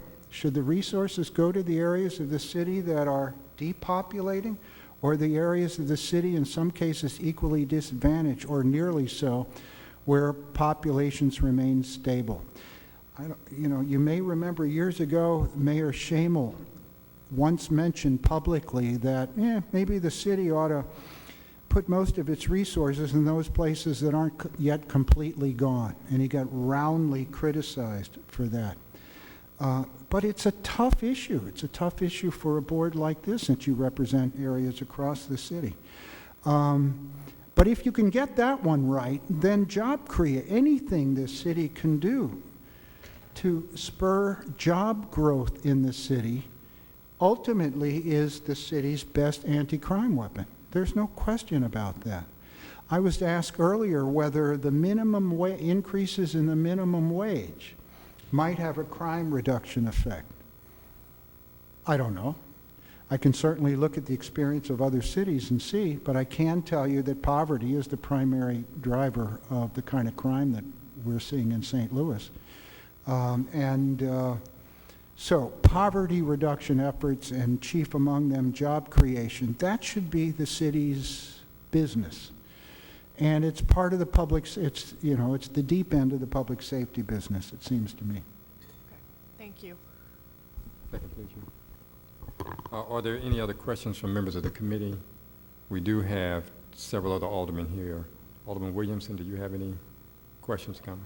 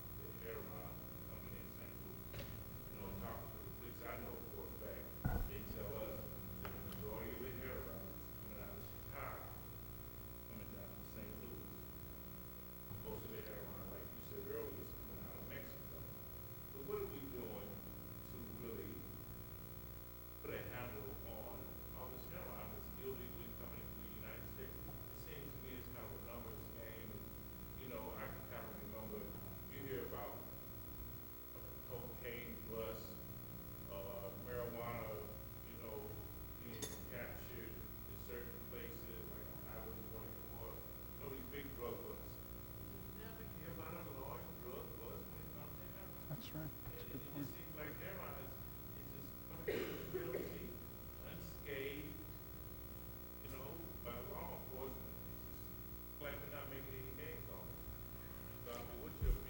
Yeah, well, there are two issues. One is stopping the heroin at the border, and the other is stopping heroin from reaching the streets of St. Louis from intermediate points like Chicago. Neither is easy. If you have an idea about how to stop heroin at the border, DEA would love to hear it, but there is a large, violent, highly organized industry in Mexico that is bound and determined to meet the demand for heroin in the United States. As long as that demand remains high, they're going to get it over the border. Unless you believe in Trump's wall or something like that, I don't see. We've not been very successful in stemming that supply. Though I should say that one of the reasons Mexico has become a prime supplier of heroin and marijuana to the United States, as well as other drugs, is because interdiction efforts were somewhat successful in Colombia some years before. So I wouldn't discount that completely. Now, what to do about the movement of heroin into St. Louis from Chicago and other places, more than the DEA is already doing, I simply don't know. I do know, however, the DEA devotes a good bit of attention to street-level enforcement in St. Louis. They use intelligence to find out who is selling the most, and when they're looking for people who are not only in possession of heroin, but also in the possession of firearms. And they're trying to pick off those people. In a market in which demand is increasing, you can pick off a seller here and there, but the market attracts more sellers because the perception is widespread there's money to be made there. That's a tough market in which you want to cut off supply. because there are powerful forces at work that bring people into that market and convince them that the risk is worth it. So, I mean, you ask a very, very tough question. Hold on just a minute, they need to make a switch on the camera.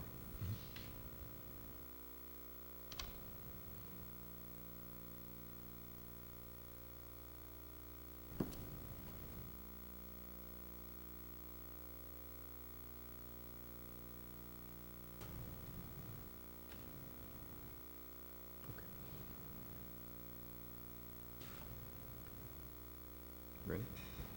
Alderman Williamson, you had a follow-up question?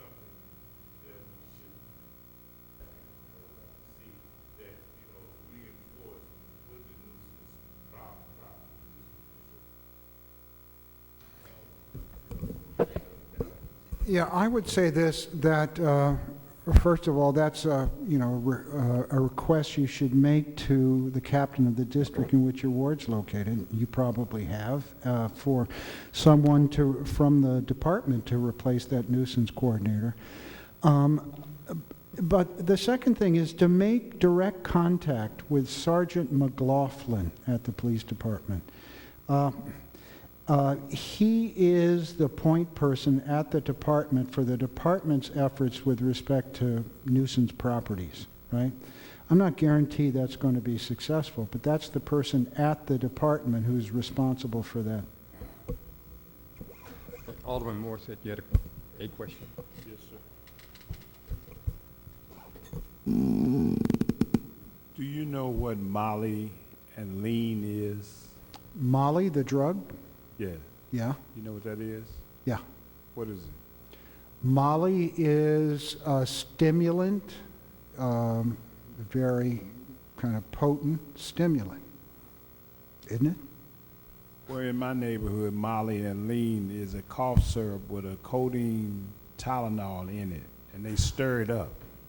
I have 41 grocery stores in my community, and 1/3 of those stores sell that drug across the counter. They sell the synthetic marijuana.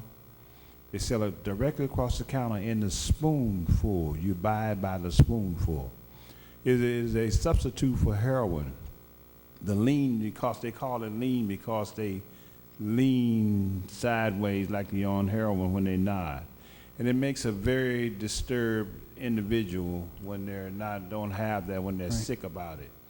And we need more enforcement to make sure that these stores, and when you walk to the counter, you can see the drippings from the syrup on the counter, and the kids are standing in front of the store 17, 18, and 20 years old, and you wonder why are those young men standing at the store?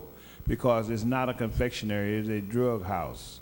And we need to do something about it. We need the police there to get more enforcement on that particular issue. There's little the police per se can do about that because they're selling those products, including many kinds of synthetic marijuana, is not illegal. It would require a city ordinance and ultimately require change in state law. Crack pipes illegal. Crack pipes per se can... They're selling the little rolls. You pull a little stem out and you smoke crack out of the pipe. There's no other earthly use for this pipe. Yeah, I mean, there are statutes that include drug paraphernalia of that type. If you're caught in possession, you're criminally liable. But if it's just paraphernalia without the crack, it's not going to be a very serious or heavy sentence. Did you know that in hot spotting, especially in my community, that they burn up over 6 police cars because they don't have the cameras in them. They break the windows out and set them on fire. Hot spotting is a joke to the criminals in my community. Did you know they were destroying their 6 cars? police cars have At been least burnt in your 6. community? Sir, Which ward? Which ward? I'm sorry. 4th Ward, the Greaterville area. Mm-hmm. Yeah, they park them and sit them there and they beat them up and destroy the cars because they consider that to be a joke, because when they leave, the people are right back. Prostituting prevails all over my community. We have more prostitutes than Las Vegas. It is amazing. And would you consider drinking a drug, alcohol a drug? Alcohol is a drug. Well, I have 22 alcohol establishments in my ward, and my life is being threatened right now by people that want to open up alcohol establishments. There's been rumored in the community that I'm going to get it because I won't allow 2 more alcohol establishments besides the 22 we already have in our community. We need more police patrol in order to give the criminal the opportunity. He has an opportunity to commit crime in between patrols because he knows when the police are coming. So we need more visibility and more police patrols. And the timing of the patrols should not be regular. It shouldn't be possible for people to know when the police are going to be in the area. And They when do. Well, that's bad policing. Yeah. Okay. Thank you. There's several points that I heard you say in reducing crime. And I'd just like to review them to see if I'm understanding correctly. One is increased police presence. Yes. You mentioned and arrests. Direct contact with identified offenders on a perpetual and continuous basis.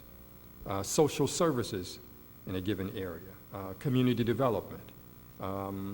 Community activism is what I'm calling it, but you talked about community and police meetings. Yes. So it's working out. Good police and community relations. You specifically pointed out a lot of these service works best with the youth as opposed to older and offenders that are just one other offense, they're in prison for an extended period of time. You mentioned jobs, and by extension, I'm saying business development in an area. And then stronger, not necessarily stronger, but improved sentencing. You said smart sentencing, improved sentencing and laws in relationship to those sentences. Yeah. That's what I heard you say are good components of reducing crime. Let me elaborate on just 2.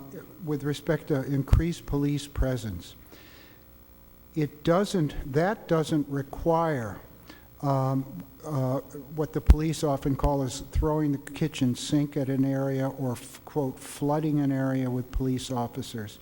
What that requires is during a given officer's 8-hour shift, each officer must go to one or more hotspots at least 3 times during the shift and remain there at least 15 minutes. So you've got multiple officers doing that.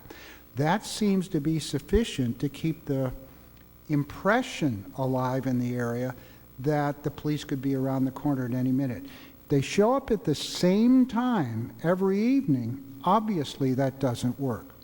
Just as when cameras are installed, it becomes pretty clear pretty quickly if anybody's monitoring the image, because people can test out those cameras and know pretty soon whether the cameras are in fact active or not. The same principle applies to hotspot policing. It has to be done on a basis so that people can't predict when the police are there. But it doesn't require continuous presence on the part of all officers. On the issue of the circuit attorney and the courts, yeah, I think those sentences need to be much smarter. By smarter, I think, I'm certainly a supporter of the mayor and the chief and the circuit attorney's position with the judges that a gun court or something of the sort be established that have one or two judges assigned to it permanently, just as we do across the country with family courts and drug courts, so that they become specialists in the area. And presumably, they're able to make somewhat better decisions about who should be placed on probation, who should be sentenced to prison, and for how long, if you have people who do nothing but those cases. Will that result in more people on probation? I would think probably not. I don't know that it's going to result in many fewer, but the mix may be better. So that's what I meant by smarter sentencing. The other thing I heard that I'm kind of extrapolating out of what you said are some of the indicators that an area is headed for trouble or is in trouble. Some of those indicators are, of course, poverty, lack of services. I'm just pulling this out of what you said, divestment, and what I'm terming as deplorable conditions. You know, vacant houses, all that kind of. Those are some of the. So if we see an area headed in that direction, then we could look towards the possibility of increased crime, particularly violent crimes in that area. Certainly can. Okay. And the reverse also occurs. We all can think of areas of the city that had been significantly, well, Soulard, a colleague of mine, now I'm going to go way back, but back in the 70s and 80s, Soulard was a tough area of the city of St. Louis. It's not any longer. And so it works both ways. We do see redevelopment work in the city of St. Louis. Would depopulation or the loss of population in an area also can be considered one of those indicators? I think so. Okay. I need to add that in. Okay. Okay. I think that completes us unless any other members. If not, we'd like to thank you. Thank you. For coming and providing us this information and giving us some context in which to think about crime prevention comprehensively. My pleasure. Thank you very much. And I would be willing to help with a block-level crime data collection effort. Okay. With that, then, our meeting is adjourned. Thank you very much.